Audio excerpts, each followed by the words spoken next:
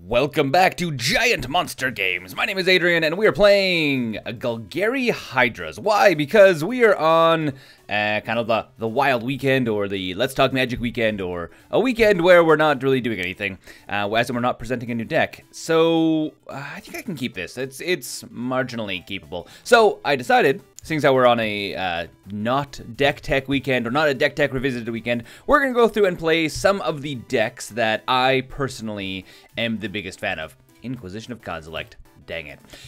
So we're going to go through and play some of my top 3 decks. We're probably going to play all 3 of my top 3 decks. At least what I would consider at this exact moment my top 3 decks. And Golgari Hydras is easily up there. I do want to upgrade it. I mean, I'm playing the budget version. I'm playing the version that is on the channel because I want you guys that if you want to pick this deck up, you can easily do that without having to kind of... Yeah, I mean, I want to make it so you guys can see what the deck is, see what I've done for the deck tech video, and then you can actually say, okay, so I want to pick this deck up. If you want to do changes to it, I highly recommend it. There's a bunch of changes that will easily help this deck out. I'm going to see if our opponent decides to scoop, actually. Because we're playing in the tournament practice area. Okay, he goes with Protein Hydra. Okay. Because we're playing in the tournament practice area. Because the Hydra's deck is competitive. It is competitive. It can be even more competitive. I think it is like just below a tier 2 deck. So that's my personal opinions on this deck. And, ooh, Forest. And I guess we just go Servant of the Scales. We don't have Hardened Scales, which would be our ideal first turn play. We don't have it. So we're going to go like this. And we're going to see what we're playing against. I don't know yet, but there's, I mean, the hand disruption package is very prevalent in Modern, especially if you're playing against, you know, better decks. Overgrown Tomb. What is this, though? So Thoughtseize, there's the other side of the hand disruption package. Okay, so he's probably going to grab the other Servant of the Scales, or Managorger Hydra. Managorger Hydra is actually the best card in the hand right now. I'm actually surprised he took Protein Hydra, seeing as how Managorger Hydra is better. So, hand disruption from our opponent, not uncommon. And I guess we're going to go like this. And we'll play another Servant of the Scales. He doesn't have anything to destroy this guy. Actually, yeah, no, he doesn't have anything to destroy this with. So we could have just actually played this on our second main phase. The Hydra's a little bit different because we kind of want to have a safety net in case we're playing Servant of the Scales.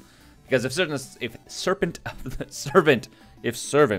of the Scales dies, we move that counter onto something else. So we get to preserve the counters by them moving to other places. Without having to play a spell for it either. So like Bioshift, I see a lot of people say, hey, Bioshift is really cool. And Bioshift is cool, except Bioshift is a spell. So Bioshift is you play a spell and move any number of counters from target creature to another target creature. Which is good, except you have to literally play a spell to do it. Where Servant of the Scales, when it dies, in this example in this case right here, it's going to just move these counters over anyways. So that is a thing. So he's going to grab Doomblade out of our hand. We get to put this counter on this guy, so we have a 2-2. Example, that's what you want to be doing. So we don't have to pay to keep those counters. Doomblade, it goes away. Again, we are playing against... What is this?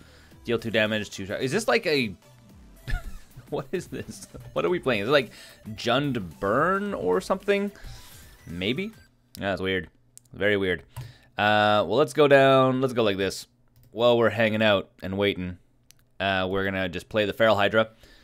Feral Hydra is good because from now on we can just dump our extra mana into it. And then I think we swing for 2 and ship it to our opponent's turn. And see how this plays out for us. We did not draw what we needed to draw. I was hoping to draw, actually mind you, I say this, actually our opponent has just made us discard 3 cards. So it's not the fact that we haven't really drawn into stuff, it's the fact that our opponent literally just got rid of a ton of stuff out of our hand. There's a Tarmogoyf, that's a thing. That's a thing you see once in a while. So I'm kind of thinking we're going to have to put in some Graveyard Hate against what we're playing against right now. Throw down a Protein Hydra.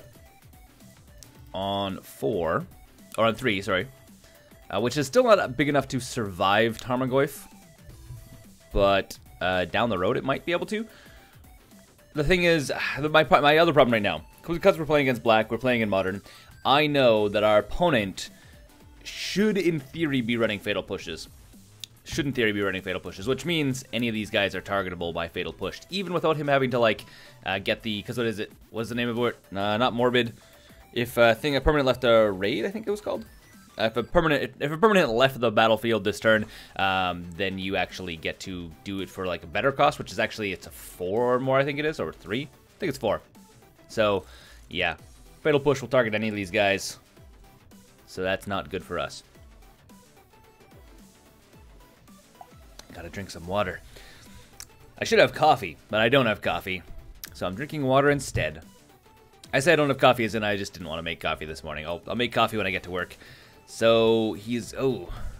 I mean, there goes the Feral Hydra. I mean... Oh, I get why he's playing this thing now. It's a tribal instant, which means it counts as an additional type of card for Tarmogoyf. That makes sense now. I was like, why is he playing this? He doesn't seem to have any red mana. Makes sense now. Well, we don't have any response for it. We could have, in theory, made it bigger by if we had 3 mana. But we don't have 3 mana, so we can't do anything. I feel like I should turn this music down. I feel like it is just a little bit too loud. I'm going to turn it down. It's going up. I want it to go down. Oh, no, here we go. Yeah, okay, I think that's better. And, yes. Our opponent's going to swing in for 5. Is he going to swing in for 5? He doesn't. He doesn't swing in. I'm actually surprised. Ghost Quarter. Not what we want. Not at all what we want. Do we play it, though? I think we play it. We play the Ghost Quarter. I was going to say I'm tempted to blow up this thing, but I think I'm not, actually. If anything, I'm tempted to blow up this and go get a black source of mana. You know, actual black source of mana, not one that's going to cost us life. And we'll ship it. Ship it to our opponent. Yeah. What we need is a way of getting a couple more counters on this guy. Protein Hydra is only really good if... Oh, okay. Oh, I'm not sure why he would want to play Nile Spellbomb. It seems like it only hurts his Tarmogoyf. Anyways, Protein Hydra is only really good. So the big thing with Protein Hydra, if you guys don't know what Protein Hydra is, Protein Hydra comes in with X 1/1 counters, sure. But whenever damage is dealt to it, you remove that many counters from it, and then whenever a 1/1 counter is removed from Protein Hydra, you put 2 counters on it at the beginning of the next end step. So if you take, he takes say 2 damage, we remove 2 counters off him, he becomes a 1/1, and then we put 4 counters on him at the beginning of the next end step. So Protein Hydra can get really big. The problem is you need Protein Hydra already to be big enough to survive a bunch of damage, which is the downside of Protein Hydra compared to the other Hydras where you kind of bring him in as a 3/3 and there's a 3/3, and then that's how you go. And we have a Hardened Scales, which is nice, which means we are going to potentially... Do I swing in with Servant of the Scales? That's the next question. I think the answer is no. Because if I swing with Servant of the Scales, then he can start swinging in with his Tarmogoyf, which is a 5/5. Yeah, I think we're just going to hold off. If he swings with the Tarmogoyf, we actually make this guy a 6/6, because we'll put the 2 counters onto Protein Hydra, plus we'll get an extra one on Protein Hydra. So then he becomes big enough to kill Tarmogoyf and get massive. Assuming he doesn't draw into like a Fatal Push, or something of the sort. Okay, so he's going to wipe, exile all cards from target player's graveyard. Okay, so he's going to target us. Does he have creatures in here already? This might shrink his Tarmogoyf. I think. I don't think he has a creature.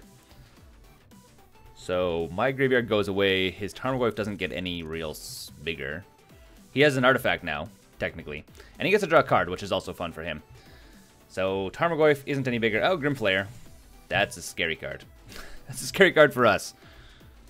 Because Grimflayer is amazing, by the way. I really want to build a deck around him, but he's not budget. So, Grimflayer is whenever it deals damage to a player, you may look at the top 3 cards of your library, put them into the graveyard, and put the rest on back on top of your library in any order. And then it gets Delirium if you have, 4 or more card types? Yeah. So a deck like this is designed to get card types. Ooh, another Hardened Scales. We might as well just keep playing it. There's nothing else we can do. And... the longer I wait, the more likely something's going to get blown up. But I can't... Yeah. I can't swing in, which is the thing. So we're going to go like this. We're just going to sit and wait. Sit and wait is the plan. Sit and wait is the plan indeed. Because if our opponent swings in, we chump block with Servant of Scales. And at this point, we're going to make that +4/+4 onto the Protein Hydra, which makes the Protein Hydra actually a force to be reckoned with. If we get anything else, I mean, there's a bunch of things we can draw to actually start doing damage to our opponent. Oh, our opponent actually does have red in his deck. That's a thing that you don't see very often. By the way, I'm sure we're playing as a player that is playing a serious deck. I mean, you don't go out and buy the, like, was it Expedition lands if you don't have a bunch of money. These are what you buy if you have extra money kicking around. Or you just really like Magic. One of the two. Swamp. Don't really want to draw a Swamp. Okay. Our opponent is playing Jund Charm? Nope. Cause like target player discards a card. Okay. Okay. And he's gonna do 2 damage to us as well. So there goes our Swamp. There you go, opponent. You got me. Surprise! It's a Swamp. And again, shipping it through to our opponent's turn. We are playing the waiting game. That's what we're doing. We're playing the waiting game against Jund. It seems like a relatively normal Jund build. Okay, so he's going to attack me with both these guys. I'm assuming he has a Fatal Push or something. He wouldn't be attacking in if he didn't have an answer. So that's a thing. Let's throw hard Servant of the Scales, I guess, in front of Tarmogoyf. I mean, this guy's going to deal trample damage no matter what, so might as well block 5 of the damage rather than 2 of the damage. And let's let things go here. Always yield to this. Always yield to this. Always yielding to Hardened Scales. I don't need to stop for these. I'm not gonna respond to these triggers in our current deck. There's no point. It's just that doesn't help us out at all. So Grim Flayer, I mean, this is gonna start getting our opponent the value he's looking for, which for us is not good. Another Protein Hydra. Well, let's play the other Protein Hydra. Done.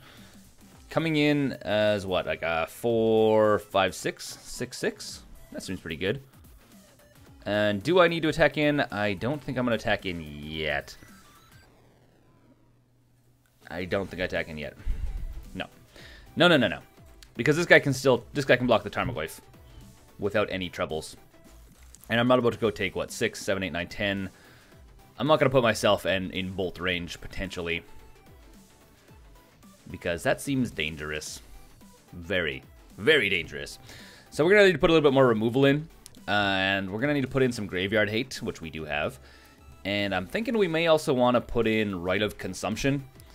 Because Rite of Consumption is sack a creature, deal damage to its power, I think it is. To target, was it player? So, I think it's creature or player.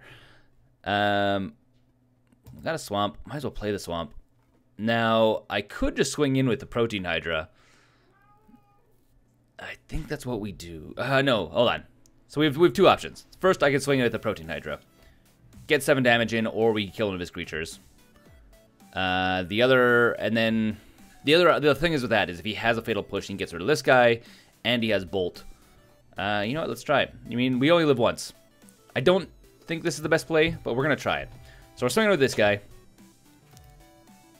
If he has a way of getting rid of this guy, which is possible, then he kills this guy, and if he has Bolt, which I haven't...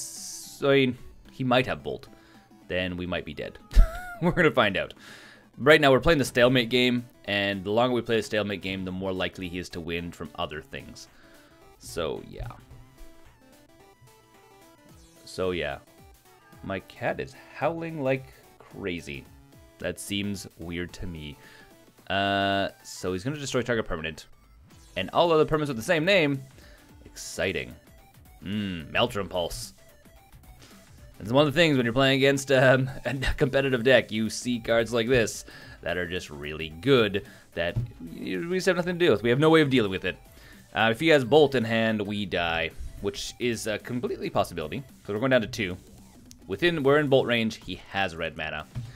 Does he have it? That's the next question. We were so close. So close. I bet you anything this was a pull off the top of the deck as well. It was just a really good pull. If we would have... I mean, we could have... Backing up 2 turns. If we would have swung in with the 7/7 and then swung in next turn with the 6. I mean, he would have blocked, so we would not have actually had lethal. And I think that's gonna be GG. Go to sideboard. This guy can't block both of them, so why bother? Okay, go to sideboard. Let's see what we got. Begin sideboarding. See if our opponent scoops as well, because scooping is the name of the game. So, first things first. Oh, we don't have Graveyard Hate in this deck apparently. That's weird. Beast Within. Yep.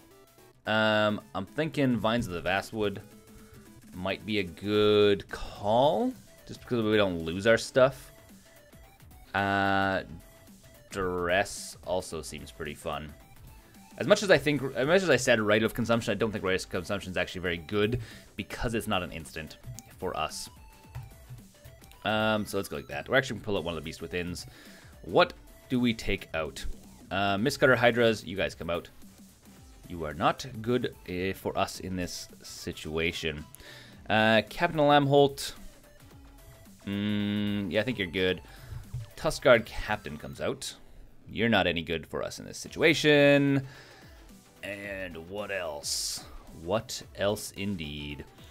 We're at 62. So we're putting in 3 Duresses, 2 Vines of the Vastwood, which are good. A Beast Within. I'm almost kind of 50-50 on Beast Within, actually. We're going to take it out. Beast Within would be better if we were going against a deck that had a combo piece. But going against a deck that's already going to have creatures that are going to be hard for us to deal with might not be as good. We're putting in Vines of the Vastwood because he has a lot of destruction stuff, and if we can just give our creature hexproof, bam, it's going to save us a lot of time and money. Also a combat trick is going to be nice as well. And what do I take out as well? Protein Hydra. Yeah, I think Protein Hydra comes out. We have 3 of them. Don't really want to play 4 of them in this exact matchup. So we're going to go 3. And opponent didn't scoop. I'm impressed. Very impressed. And here we go. And we will play first. And we cannot keep this opening hand. Mulligan. Oh boy. And this is no better. This is literally no better. But we will keep it solely because we have Evolving Wilds. We'll go fetch up green. It is not a good opening hand. Again, the downside about budget decks is your mana base tends to kill you once in a while. And this is an exact case of that. Just because if we had, like, fetch lands, if we had a fetch shock combo, this go on the bottom. If we had the fetch shock combo, it wouldn't be so bad. But, I mean, we can do this right now. Do it on our turn, even though, I mean, usually you would want to do this on your opponent's turn, but because there is nothing worth for us to do, because it comes into play tapped, might as well just do it on our turn. Ship it through. Anyways, as I was saying, I say this every time. I don't need to say it again. You can go back and watch a couple other videos where I just rant about... mana base, which is actually why I like playing when I play FNM. It's a lot nicer for me because I generally have a better mana base for most of my decks that I actually play. Either that or I play a monocolor deck. Usually I play white. Yeah, there goes Protein Hydra. I think Feral Hydra is actually better for us, but I mean, Protein Hydra I guess can get bigger. Okay, what do we got? Swamp. Absolutely not what we want. Might as well play it. Opponent doesn't know. And get a creature into play. I mean, we could obviously if we would have waited a turn, we'd come in as a 2/2. But we can, if we don't draw into anything, we can always just make him bigger.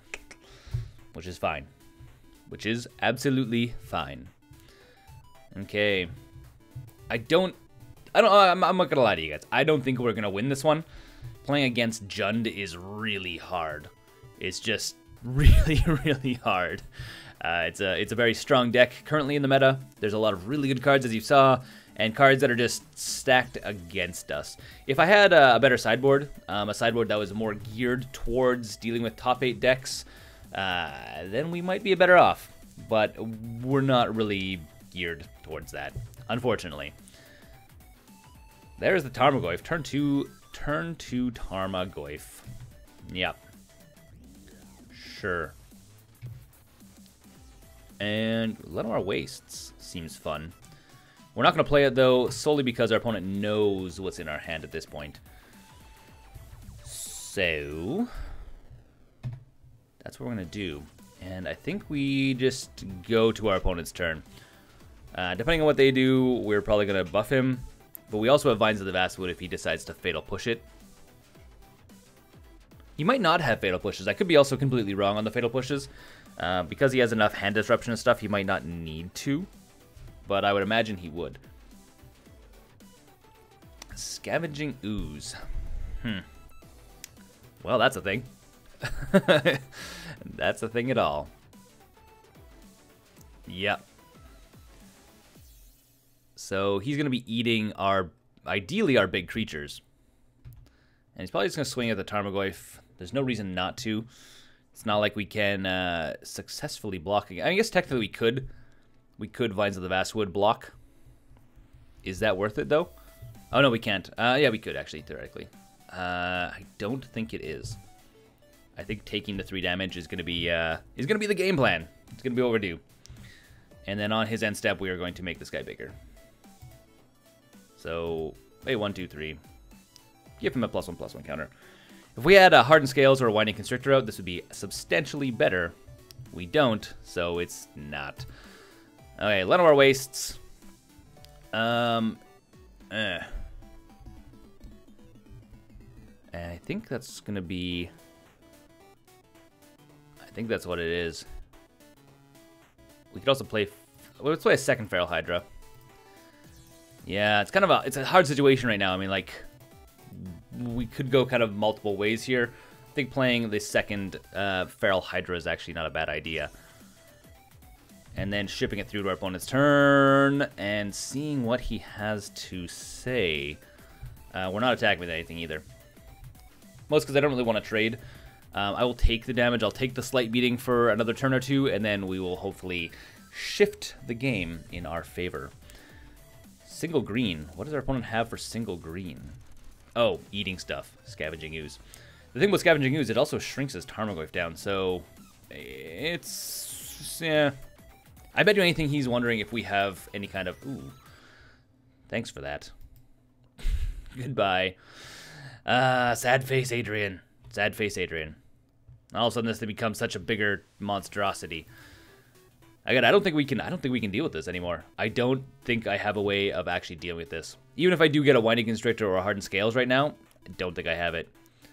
Don't think I have it. Yes. The other thing about this deck as well is, I mean, like, we have 22 lands in the deck. I think we could realistically go down to 21 if we had a proper land package. Which means we have another slot for something else, which is small, but not insignificant. And Scavenging Ooze, he can't eat anything out of our graveyard right now. So there's the Hardened Scales we've been looking for, which is nice, because we can actually make things bigger. And play the Swamp, run it to our opponent's turn, and see what he has to say. So, theoretically, we can actually make this guy quite a bit bigger and give him hexproof. So if he attacks it with a bunch of stuff, we're probably going to block some things. Thoughtseize. Well, let's just cast this guy. Have to pay a life for it, mind you. So his Thoughtseize loses all value. I mean, we could have actually blown up a swamp or something, but I think it's fine. Because we can always just make this guy bigger as well. So opponent Thoughtseizing us. He's getting rid of our combat trick, which for us sucks, but it's a thing that happens. Traverse the under... What is it? Ulverward? Ulvenward.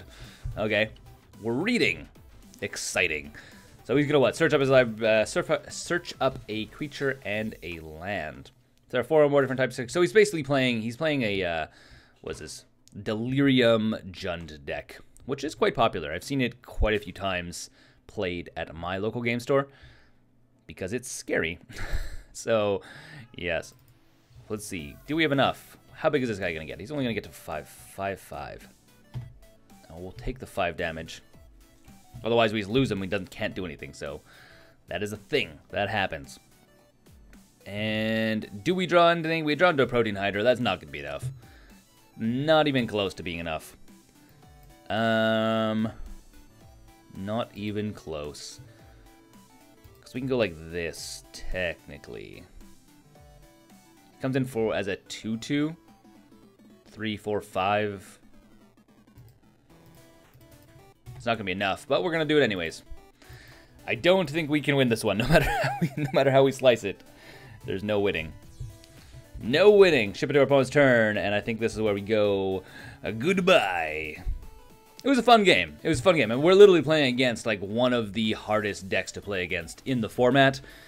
And we had 2 shaky opening hands, so not surprising on that front. Does our opponent have another Tarmogoyf? That's impossible for us to deal with. And we don't have any board wipe either. I mean, there's no... We could put a board wipe. Hey, there's the Fatal Push I was talking about. Yep. Fatal Push, goodbye. And that's us winning the game. GG, opponent. GG, opponent. Hope you guys enjoyed this game. I know I didn't win any games, but we are playing against a much more competitive deck. I might actually just do not necessarily a deck revisited, but I may actually tune this deck up for my own personal enjoyment. We will see down the road. Until next time, though, my name is Adrian. This has been GiantMonsterGames. Thanks for watching, and don't forget to game like a giant monster.